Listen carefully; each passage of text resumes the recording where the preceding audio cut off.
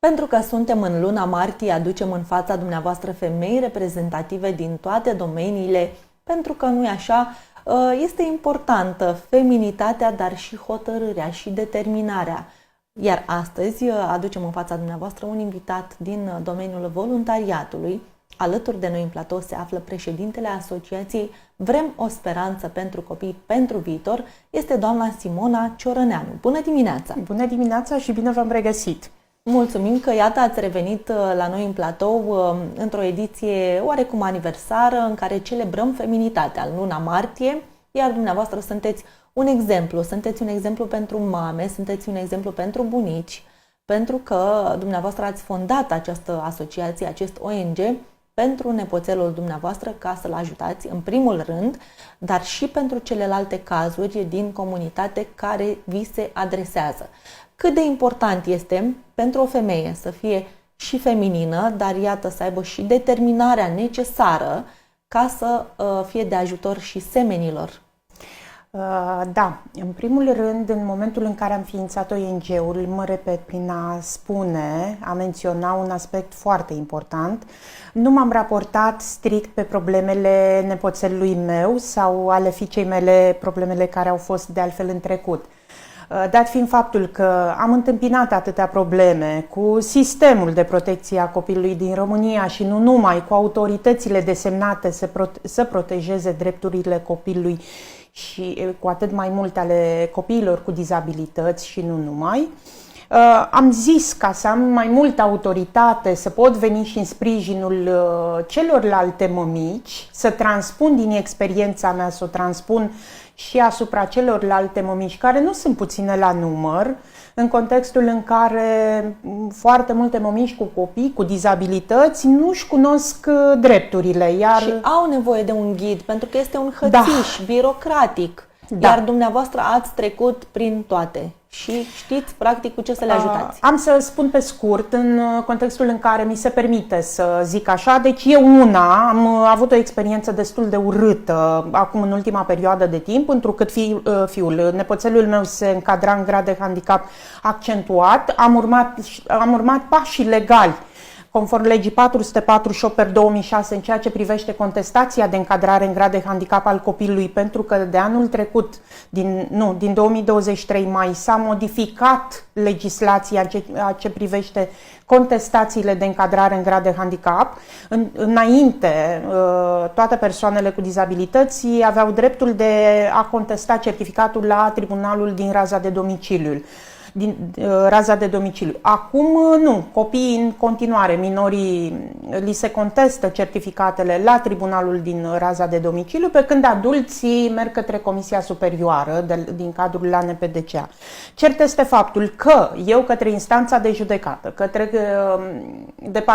către serviciu, nu pot să-l definez serviciu, secția contencios administrativ, în momentul redactării cererii de contestație, am menționat de altfel... Singură ați redactat sau vă ajută cineva? Singură. Deci ați învățat să redactați și o astfel de cerere. Astfel de proceduri, da, într-adevăr, mai sunt avocați cu care colaborez și mă susțin în momentul în care nu cunosc anumite aspecte legale, un temei legal, atunci sun și mă informez și mă ghidează, să zic așa, mă îndrumă ceea ce am de făcut.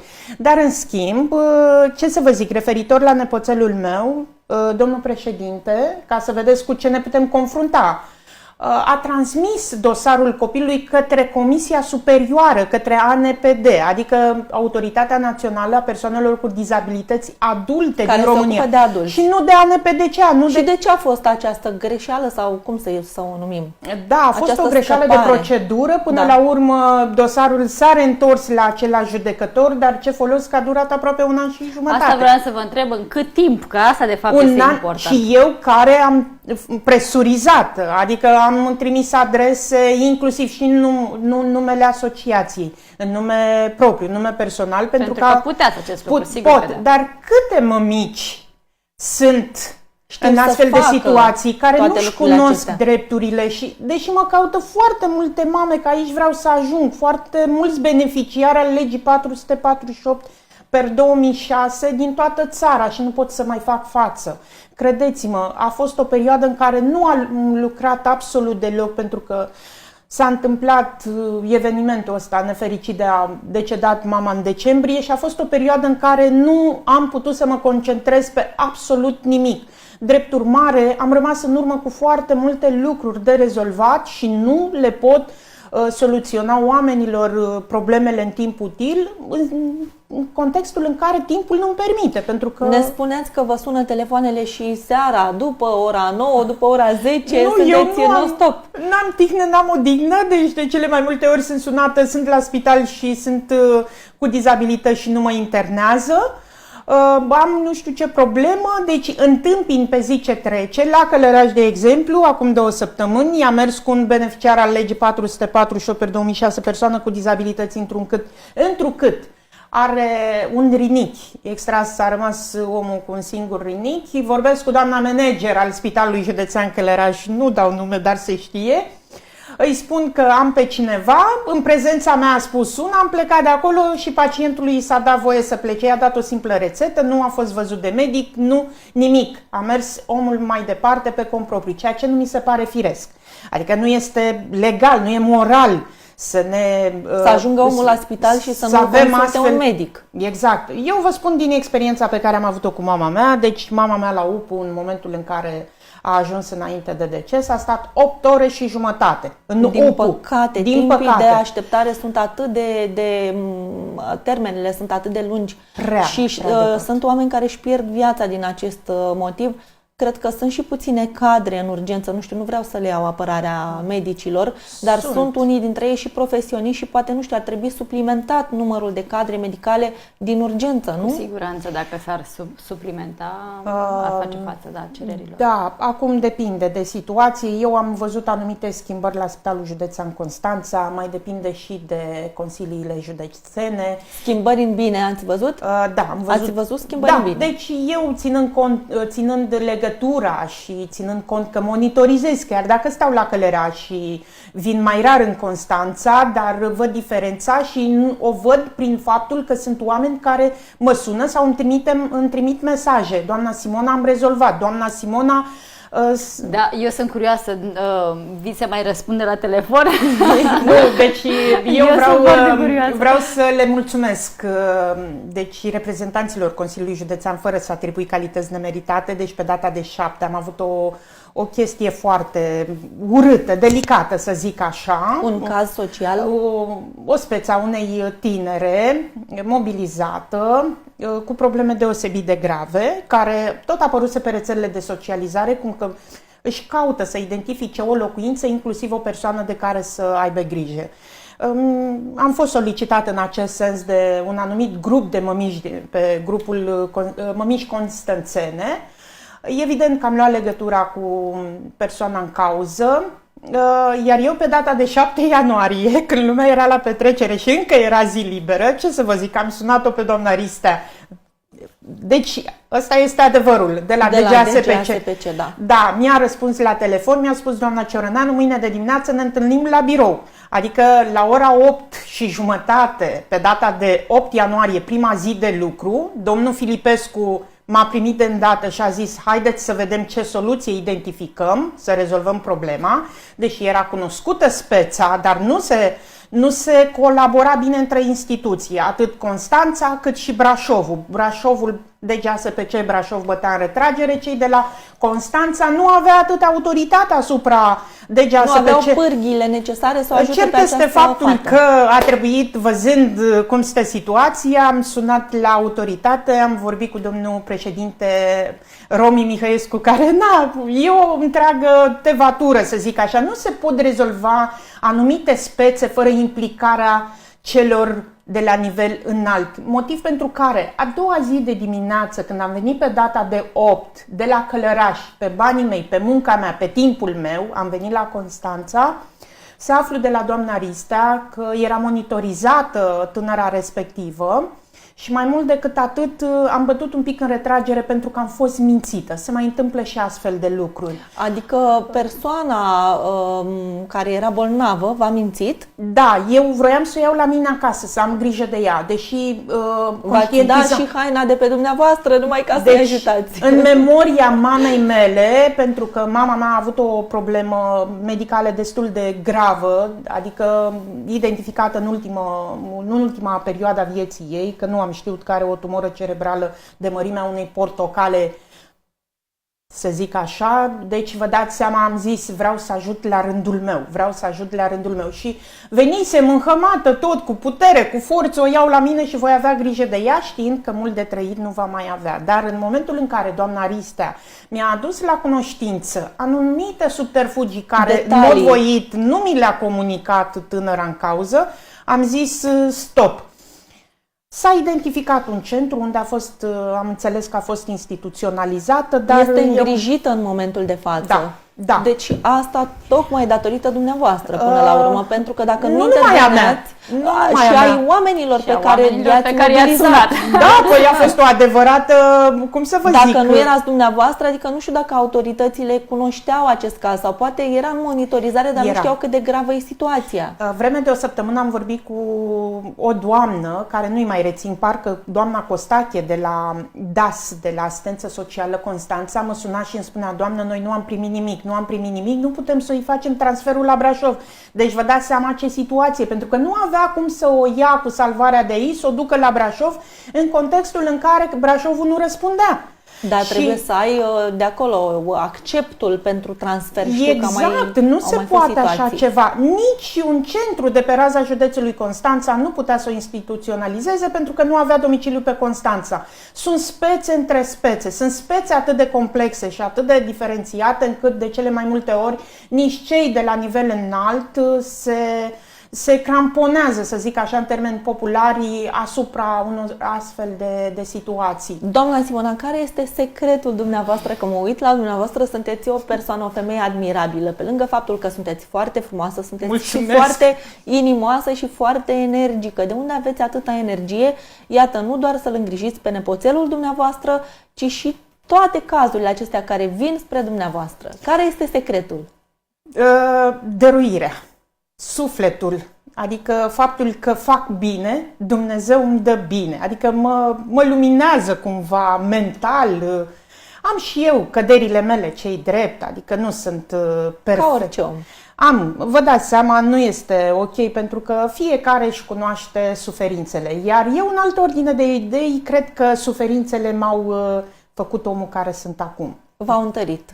Foarte mult, foarte mult. Nu e ușor. Am trecut prin foarte multe lucruri destul de greu de acceptat, dar am trecut și când oamenii mă sună și îmi spun: uitați, am o altă speță la Pitești care presez ministerul să le rezolve problema. Doi beneficiari, 2 persoane cu dizabilități, unul având o problemă psihică destul de gravă, celălalt o problemă patologică, s-a născut cu o pareză de membru superior, membru inferior. De 4 ani de zile doarme într-un cort la o margine de pădure. Din 2002 nu își primesc prestațiile sociale. Și cum să supraviețuiesc acești oameni? Din mila localnicilor? Din mila societății civile. Deci sunt oameni între oameni. Când vedem acei cercetori pe străzi, unii din ei au antecedente extrem de dureroase. Din nefericite cauze au ajuns în situația în care au ajuns. Ce m-a mișcat foarte mult, că unul din frați a terminat studiile în Franța, are terminată psihologia. Pe fondul problemei cu care s-a confruntat, a cedat și a ajuns în situația în care a ajuns. Vă dați seama să nu-și primească prestațiile sociale, să nu aibă locuință. Astfel de oameni trebuie susținuți. Da, pentru că foarte multe dintre aceste persoane care ajung în situații limită au probleme poate de sănătate fizică, sănătate mentală, nu pot să își ceară drepturile. Le trebuie cineva, iată, să-i ghideze prin tot hățișul acesta birocratic, că de multe ori nu suntem noi în stare, oameni întregi la cap și la trup, slavă Domnului, să mergem până în pânzele albe ca să obținem o hârtie. Efectiv, noi nu avem aceste informații. Dumneavoastră deja le dețineți și știți exact. Culmea ironiei, Cel cu problema, o problemă patologică din naștere a fost un renumit jurnalist în Argeș. Și a fost lăsat inclusiv de colegi. Colegii, asta mă gândeam, colegii de breaslă sau autoritățile. Autoritățile acum depinde. Din păcate, eu nu am treabă nicio treabă nu am cu politica. Dar politica în România strică foarte mult. Dacă nu ai suflet, dacă nu ai inimă, dacă nu ești empatic, degeaba ajungi să ai un post de conducere dacă nu ai suflet. Ce speranțe au acești oameni până la urmă? Acum depinde care dacă este sunt situația? identificați și dă peste cineva ca Simona Ciorăneanu. Cineva ca dumneavoastră care, iată, să instituționalizeze, să se tragă un semnal de alarmă, practic. Eu nu am timp să mă ocup de toate apelurile pe care le primesc. Din țară, din câte observăm. Din toată țara. Da, deci am o doamnă la Vaslui, Cristina și nu mai știu cum. Deci vă spun sincer, sunt 2 luni de zile, îmi doresc să o ajut și sunt neputincioasă din cauza timpului, pentru că timpul nu îmi permite să întreprind anumite demersuri, pentru că mi-a timp ca să inițiez anumite cereri, anumite petiții, anumite solicitări, am nevoie de timp. Trebuie și o echipă întreagă, poate dacă sunt domni care se uită la noi în momentul de față și ar putea cineva să vă ajute pe calea aceasta juridică, legislativă sau măcar să facă o cerere. Cred că facă o cerere, măcar. Ne dați dumneavoastră exact ce să facă, nu? Mă gândesc că ar fi foarte util pentru mine să identific pe cineva, un student, un elev de liceu. Să aveți un asistent, practic. Să centralizeze cazurile, să facă o cerere. Mai mult decât atât, societatea civilă are nevoie de campanii de conștientizare. Deci, oamenii trebuie informați cu privire la bolile pe care le au, la afecțiunile pe care le au. Și la drepturile pe care le pot primi. Sunt foarte mulți beneficiari ai legii 448/2006, persoanele cu dizabilități, care nu-și cunosc drepturile și când le spui, doamne, aveți dreptul să fiți scutiți de la plata impozitului pe locuință, teren, mașină, taxa de habitat, nu mai plătiți aia, uitați de pune... ce zic? Nu cunosc, doamnă, bine că ne-ați spus, doamnă, bine că ne-ați informat. Sunt foarte multe situații, una mai complexă decât alta. Dar cred că ar trebui pe pagina de Facebook, poate o faceți și nu știu eu, aceste informații să le puneți pe tapet. Este pe site. Pe site-ul asociației deci aveți pe site. Există astfel de informații. Cum este site-ul? VSC pentru viitor. VSC pentru viitor, într-un cuvânt.ro. Da. Deci e foarte ușor de identificat. Uitați, în Constanța am avut o speță a unei mămici de pe grupul mămicilor din Constanța. O mamă singură cu 2 copii micuți, un băiețel în vârstă de 3 ani, 4 ani, nu mai rețin exact, cu o malformație congenitală cardiacă, a fost operat, încadrat în grad de handicap, nu era primit la aceeași grădiniță unde era și surioara lui mai mare de 1 an. Din acest motiv al deficienței lui. Ok, înțeleg nu că cred că e în regulă, dar nu cred că este în regulă. Acești copii au dreptul, să fie integrați, sunt primordial de înscris. Da. Aici, ce să vă zic, revin din nou la doamna Ristea, că am sunat-o fără să mai fac adresă. Doamnă, nu am timp să mă mai adresez oficial. Am o mămică, uitați, asta. Doamna Ciorăneanu, stați liniștită că rezolvăm problema.